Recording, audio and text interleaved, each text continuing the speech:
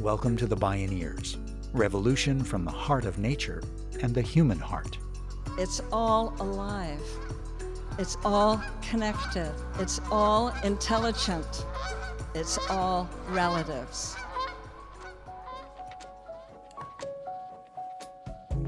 We're in this time where the issues we face are so desperately important in terms of literal existence that now I have sort of pivoted from, having done a lot of work against the fracking industry and coal mining to saying my job is to now keep queer youth alive.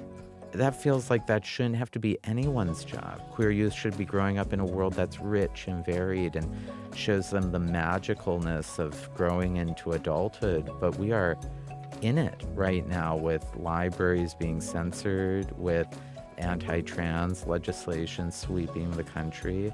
It's sort of like, look over here at this shiny thing while my left hand does the destroying of other things that are desperately important to life. In this episode, acclaimed author and queer activist Taylor Brorby conjures dreams of belonging. In his journey to reconcile nature and culture, he's forced to choose between his defense of nature and the protection of queer communities and rights. I'm Neil Harvey. This is Staying Alive, Reconciling Nature, Culture, and Gay Rights.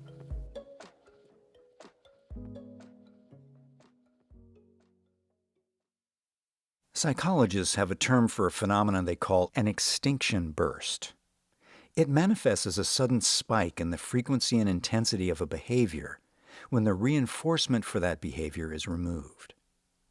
Think of a child throwing a tantrum when a parent withholds screen time until homework is done. Usually, the behavior gets dramatically worse before it gets better, until eventually, without the positive reinforcement, the behavior becomes extinct. Today, as human-induced climate disruption is ravaging the world, the fossil fuel industry has doubled down on what you might call an extinction burst, because it knows the civilizational shift off fossil fuels is accelerating rapidly. Simultaneously, epic social transformations are similarly producing cultural extinction bursts. One of those is the savage backlash against LGBTQ people. It comes at exactly the moment when a record 84% of non-LGBTQ Americans support equal rights for the LGBTQ community. A 96% supermajority agree that LGBTQ people should have the freedom to live their life and not be discriminated against. A 91% supermajority says schools should be a safe and accepting place for all youth. Writer and activist Taylor Brorby, who comes from generations of fossil fuel workers, has worked at the bleeding edges of both of these movements, and he believes they're related. He spoke on a panel at a Bioneers conference. I come from the least visited state in the country, North Dakota, so if you haven't been there recently, let me bring you in hot to what's happening, because it's the testing ground for the country's worst ideas. But I swear I've got some light I'm going to bring to you all. But I grew up with the Badlands as my backbone and the Missouri River as the main artery of my life. And as you all know, I don't need to tell this crowd what the Trevor Project reports about suicidal ideation in our various communities. 45% of queer youth last year had suicidal ideation. That number is higher amongst BIPOC queer youth. That number is the highest amongst the transgender community, somewhere around 69% of what's being reported. Just the other day, my home state set the record by passing 10 anti-queer laws into being. A lot of work to do. You all know that. I went home 2 weeks ago. I had my nails painted for the first time in 30 years. The last time was by Grandma Brorby, who was a fierce little woman who looked cute on the outside, but she'd cut you if you screwed up.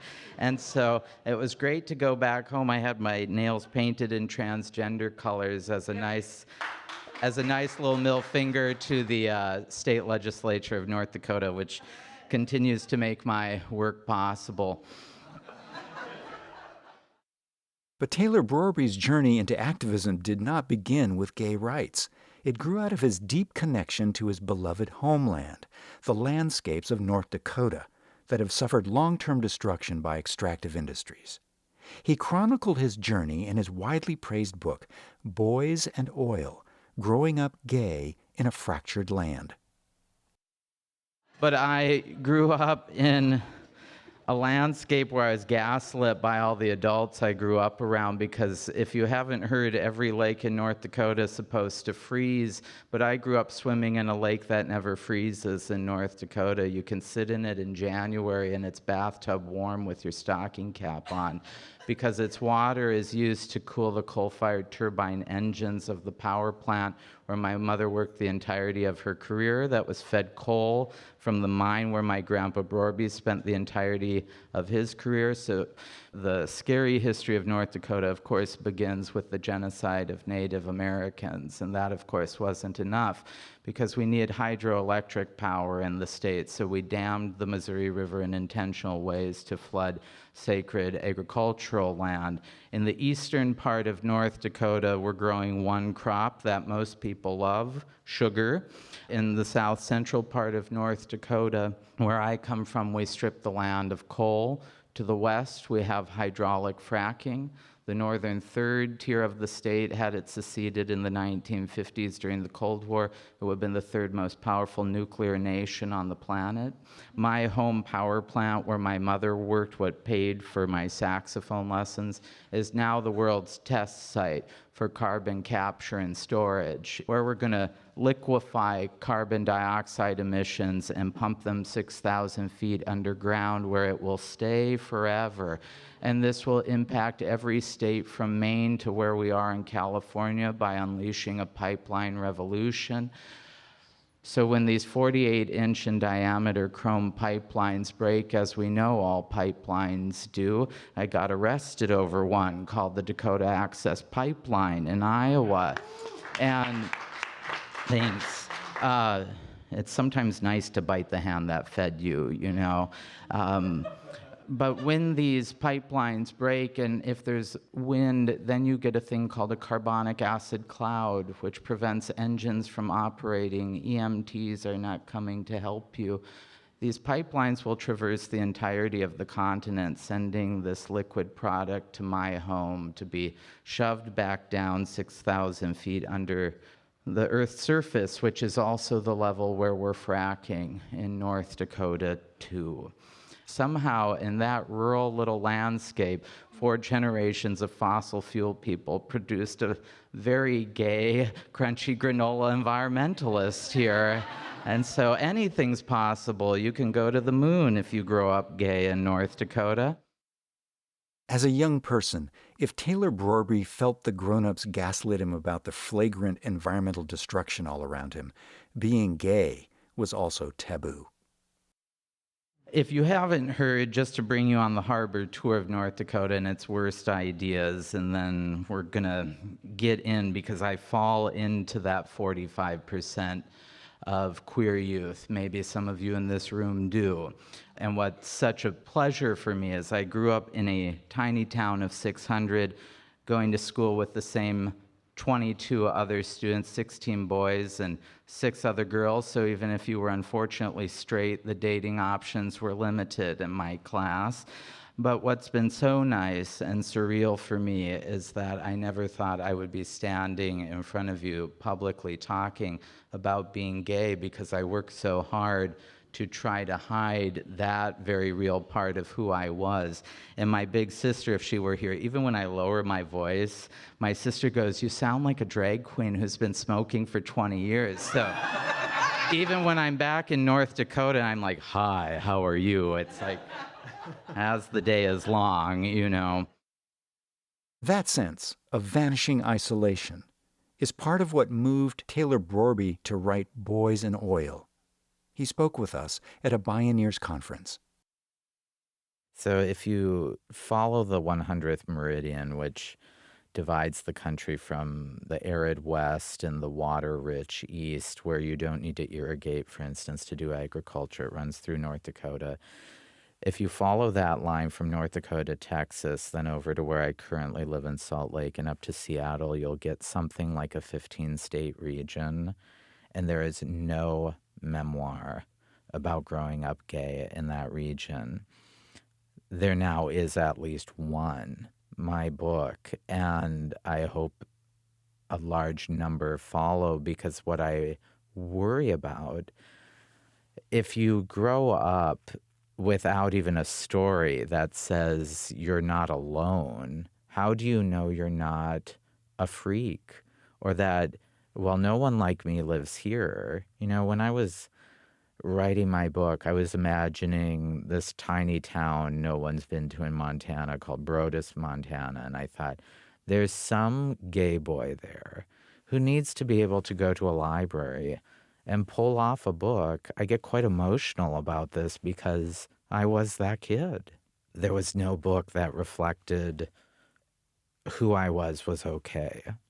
And queer youth experienced such a high rate of suicidal ideation, and I wanted to write a true book where the gay kid stays alive. I mean, that's how low the bar is in America right now. For people like me, we're being legislated against, and I just wanted a book to be out there that showed a life, and a life that kept going. Taylor says that when he was growing up, there was a default assumption that everyone was straight. Being gay in a place where supposedly no one was gay marked a harrowing descent into invisibility and self-denial. It also became a survival exercise to dream his way out of a nightmare, to imagine a different way of being and belonging. Once again, the landscape was there to hold him. It's a lonely existence. A few years ago, I had some Facebook post where a guy I grew up with had said, "Oh, I thought you were so happy. We were so happy as children. You seem to be so happy." And I think what's so heartbreaking about that is a lot of queer youth, I imagine, depending on where they're growing up, they're acting to just try to, get by or fit in, or say, get me to high school and to graduation, and then I can go someplace else where it might be a little easier for me. And so there's a certain loneliness there. And so my babysitters became like the Square Butte Creek, or like the fish I would go fishing for with the beavers and things like this, because I get emotional thinking about it. But who I was growing up was very difficult for other people to handle just because of interest, because they didn't quite compute. I wanted to take painting classes, or I actually cared about piano. And I was grateful I grew up in a landscape that was big enough to hold what I felt, because no one where I grew up went to therapy. There's not a therapist in the town. And so my therapy was wandering the hills and going fishing and doing that, which is some solace, I guess. The solace of the ancient majesty and riotous diversity of the landscape nourished Taylor's imagination and his soul. Yet at the same time, the burdens of history lived heavy in the land. The ghosts of generations of settlers whose child he was haunted him with a psychological disconnect. It was such an incredible place to grow up, especially as I aged, because I realized my very county seems to be the origin story for every narrative of empire this country tells itself. The genocide of Native Americans, the damming of the Missouri River, not only for hydroelectric power, but to take away sacred agricultural land of the Mandan peoples. I grew up a half hour upstream from where George Armstrong Custer last lived before he went west and had the worst day of his life, and where Sitting Bull surrendered his rifle. It was a phenomenal place, both in the human stories, but in the grand geologic scale of time. I knew great ice sheets had shaped the land I loved roaming in. And it's where I go back to in my mind whenever I struggle with writing and my sentences seem to flow. It is such a wellspring for my creativity. But I grew up with men, as I say in my memoir, who call Oliver County God's country, but they make their money by destroying it. And I thought, if you really love something, why would you have this big thing called a drag line that literally rips away the precious soil? So there's a huge psychological disconnect because I think as a child, I trusted what adults were supposedly telling me, but found at every turn they were gaslighting me. And I thought, I don't want to have to grow into an adult that has to exist in sort of this psychic break of a state, of saying, this is the way I have to earn my living by destroying my home.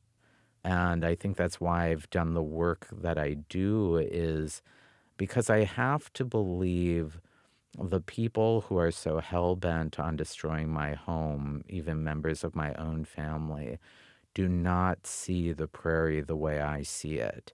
And that's the tall order of writing, that I am naive enough to believe if I write the perfect page to describe my prairie, this will stop. So that's sort of the task I've set out for myself.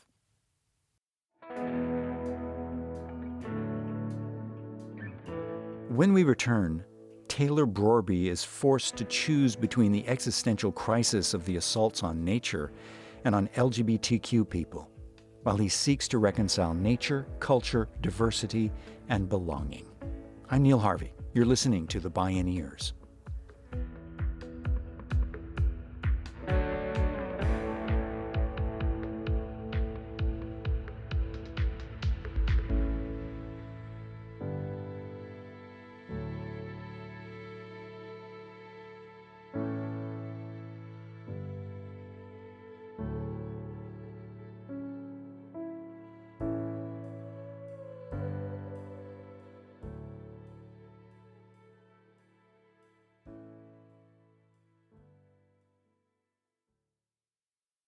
You can visit Bioneers.org to subscribe to our newsletters and podcasts. Check out deep dives on the topics that matter to you most, and learn about our conferences. That's Bioneers.org. Taylor Brorby reached an existential fork in the road. He was forced to choose between the environmental crisis and a crisis of identity. On the one hand, the fossil fuel industry was threatening the actual extinction of human beings and the collapse of the very web of life that sustains humans and all life. On the other hand, the cultural extinction burst against LGBTQ people began to escalate into an authoritarian crusade. Yet that cultural extinction burst was also empowered and amplified by a cynical political agenda. A divide-and-conquer strategy served powerful economic interests, in tandem with a Republican Party using anti-democratic schemes in pursuit of raw power for minority rule. North Dakota has been in the vanguard of state governments that by mid-2023 had introduced over 520 anti-LGBTQ bills nationally. Schools and teachers have been forbidden to teach about sexual orientation and gender identity. Books with LGBTQ themes or by gay authors were being banned from libraries, the very kinds of books that had saved Taylor Brorby's life. I mean, right now I feel like I live in a country where a huge portion of the population doesn't want the person that I am to exist. I know intellectually that's not true. However, it's hard to believe that when you see whole state legislatures, which are supposed to be representing their constituents, passing legislation in horrific ways. It's one thing to say, well, not all North Dakotans feel this way, but when the state is very, very red and passing very horrific laws into existence, it's hard to feel safe in that whole entire state. It's very frustrating to live in this sort of media culture that doesn't hold our politicians to account so that people know it is the tyranny of the minority who are enacting this over many millions of people's lives. We don't have time to continue to battle for me to have access to being married in every state in this country. We already had a civil war over states' rights, and things like this. And so now it's not that those issues aren't important, it's that they should and have been previously settled issues. And we're living in such a environmental pickle right now where we need many rapid solutions to help our literal species exist on the planet if that's what we want. And there's not enough time to do it all. We're in this time where the issues we face are so desperately important in terms of literal existence that now I have sort of pivoted from, having done a lot of work against the fracking industry and coal mining to saying my job is to now keep queer youth alive. That feels like that shouldn't have to be anyone's job. Queer youth should be growing up in a world that's rich and varied and shows them the magicalness of growing into adulthood. But we are in it right now with libraries being censored, with anti-trans legislation sweeping the country. It's sort of like, look over here at this shiny thing while my left hand does the destroying of other things that are desperately important to life. Taylor Brorby left North Dakota for Salt Lake City, where he joined the University of Utah's Tanner Humanities Center. There he's pursued his writing, and he speaks regularly around the U.S. about extractive economies, queerness, disability, and climate change. He's been poignantly surprised by the reception to his book Boys and Oil. It comes at a time when men and the concept of masculinity are in crisis. According to the 2023 State of American Men report, 44% of men have had suicidal thoughts, and 60% say, "No one knows me really well." The report found that, quote, younger men face higher rates of depressive symptoms, suicidal thoughts, and a sense of isolation, unquote. Some of my favorite letters I've gotten since the book has come out have actually been from straight men who have been shaved down in a particular image their fathers thought they should be. Linemen on the football team. This one letter really sticks with me. Mr. Brorby, I read your book. I'm unfortunately straight and happily married with 3 children, and my misfortune was that I was gifted a large body, that my father wanted me to be a lineman on the football team, and I wanted to be an oil painter. And he said, I'm 45 with a broken body, and I no longer paint. And I thought, that's so sad. We talk about toxic masculinity and living in that culture.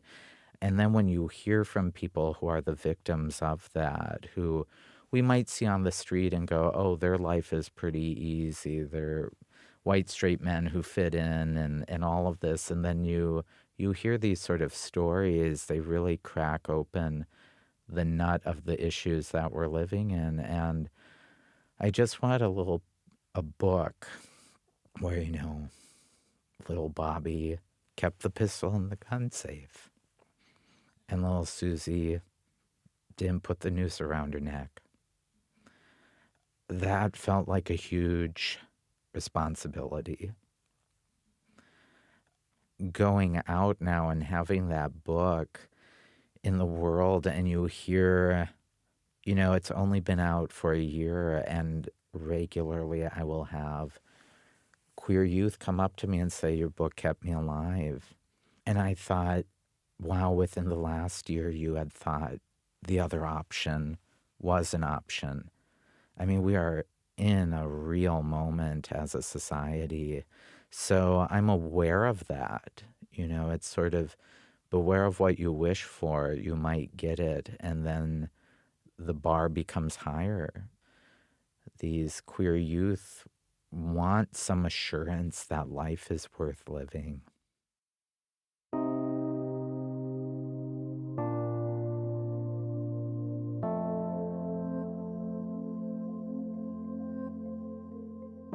The prairie teaches you that nature thrives in diversity. The prairie is nothing if not an intermingled system of varied and various roots. But I keep thinking about the stories that need to come out from these places. You know that, for instance, Black people have been in North Dakota as long as people who look like me. Exactly. And I can't write a memoir about being Black in North Dakota.